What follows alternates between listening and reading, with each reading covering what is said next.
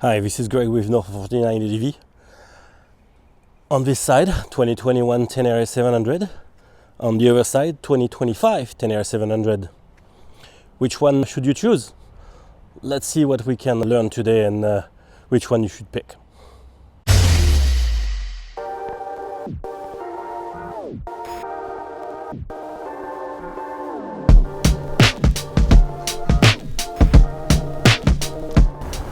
So congratulations, you made up your mind. You decided on a Tenere 700, but which one should you choose? It's 2025 here, already slightly modified, or 2021, one of the first years the bike came out and has been proven to be reliable, do everything well, like the new adventure bike of the decade, basically. So let's see what if I can help you with your choice here, and we'll look at the differences. Okay, let's start with the look here. All right, so still the same bike, basically. They just made some difference in the fairings, in the plastic here. So on this 2021, what we will notice is there are more plastic parts, if that makes sense, than on the new 2025. I think they simplified the design a little bit on the 2025, so you have fewer plastic parts to change. The front end looks the same, still the same fork guards and fender. The exhaust has been changed on these two bikes already, so we talked about that later. So let's talk about the change that interests you guys.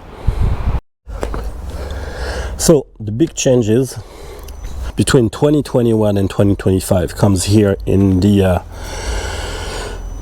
screen here. You have car screen, and you're gonna have, if I press that button, you're gonna have modes that you can go and change, basically explore or sport. Okay. The cluster here also has changed because you need a little bit more tools to navigate the options here. What you're gonna have is here, I'm gonna try to make it work, a button that's gonna deactivate the ABS at the rear. You still have the front. I'm pretty sure you can also do the front here. Turn that off so I don't kill my battery. One of the big change also is the flat fuel cap here. So if you have a tank bag, remember on the old one, you had this thing sticking out. Not very visible from here, but apparently also the tank is also a smidge lower, which would bring your center of gravity a tiny bit lower also, which better balance.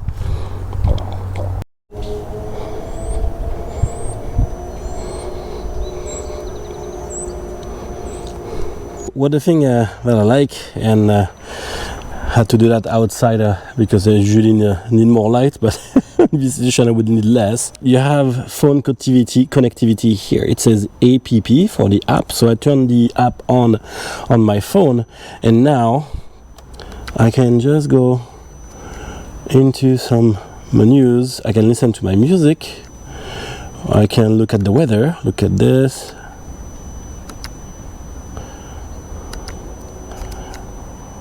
I can do settings, obviously. I changed my theme, and I can answer my phone calls also. One thing I have not been able to do is how to make this guy works, the message thing work. So it's okay. I'd like to show you here you go, the weather. Isn't that cool?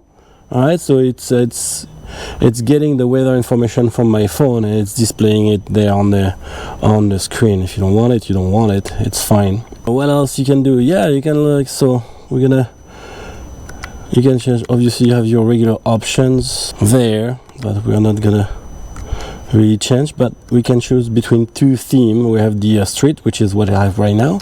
If I go Explorer, it's gonna look like this, with the revs going up and down. I do like this street better, just because it gives me a little bit more information. Okay, so yes, you connect your phone to your bike, you connect your headset also to your phone, and then when a phone call show up, you can just pick up from the bike with these buttons here. You choose if you want to hang up or just answer the call. So pretty handy if you're the type of person who like to have a little bit more culture, comfort, a little bit more gadgety things on your bike. But again, I think because now it's followed by wire, I think that now you can go from sport to explore, different power mode. Sport is going to be more reactive, and the explore is for your more cool off-road throttle response here. Another change we made, the shield is now one big piece here. So on the other model, this part was just basically on its own. It was very easy to buy some parts, like a little part here that you could use to adjust your screen up and down. Now, because this is one here, one piece, I'm gonna have to wait to see what people are coming up with in order to extend the windshield. Alright, I'm gonna try to do a view from above for this one, but look at this side cases here, and this one too. If I look at my brake pedal, my pegs, then I go on the other side, do the same thing here. So we can see that on the 2021 the engine cases were sticking out a little bit more. It doesn't help also on the other one that I have the case covers, but they are pretty snug. The shackle canister got moved. It used to be here and now it's somewhere over there. For those who riding in hot weather, you know what this thing does to you. The foot pegs. Look at these beautiful foot pegs. Look how wide. This is my hand. This is how wide they are. So the previous one, they were tiny. So no need to change the foot pegs on this one. I've been off-road already a little bit with the bike, and I feel like they are very comfortable pegs to ride with. Alright, also what I forgot to mention is that the new 2025 comes with a rally type seat. That's just one piece seat, and you know what, guys, it's not too bad comfort wise. It's not bad for a stock seat. Another thing to consider, it's still a fairly new bike, has been on the market only for a few weeks, a couple of months barely. So the aftermarket parts are very rare. People like Cameli DV, AXP and all that, they're all working on making things. If you've been following my series that will fit, you know what fits on it and what does not right now, and we're still looking at more choices on the market. What I'm looking at right now is crash bars, mid crash bar here, and for now I have not found a design that I like. There are things, there are builders out there are making equipment, but it's not up to my standards here. A couple of things are fitting already.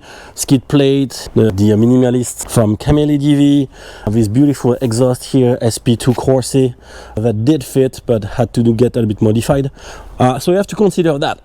If your goal is to buy a bike tomorrow, fit it with luggage, fit it with this and that, and you want to go camping this weekend, you might want to look at a 2021 and all the way to 2024, because 2025 does not have all the accessories you might need for that trip. So I've ridden both on-road and off-road. This is my wife's Tenere.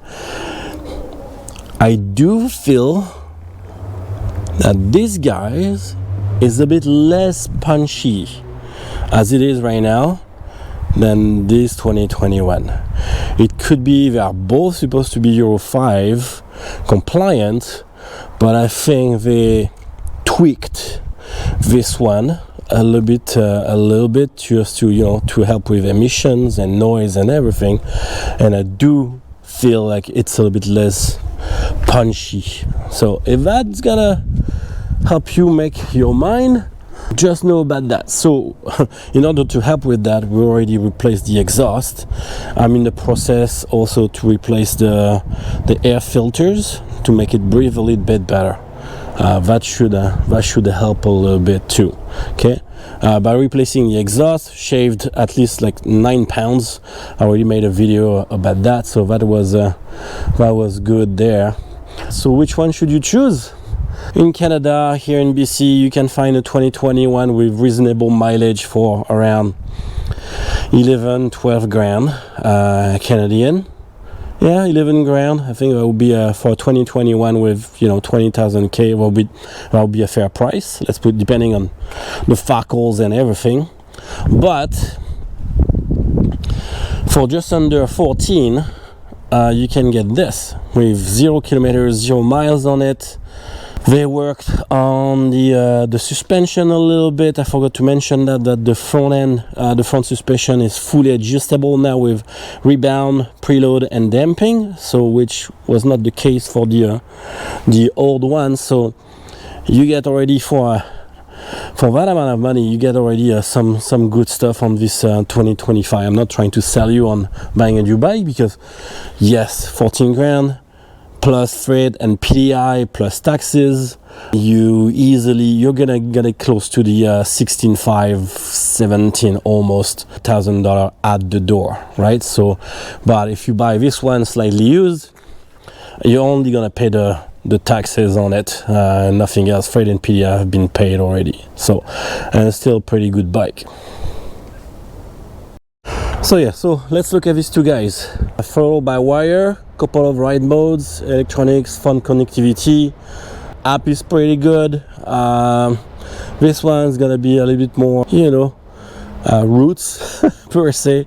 No phone connectivity, no throttle by wire, no ride modes, but super duper reliable, right? There's always a risk with electronics that something could go wrong. This one is like bare bones, so it will take you to the end of the world, which I'm sure this one will do too. Time will tell.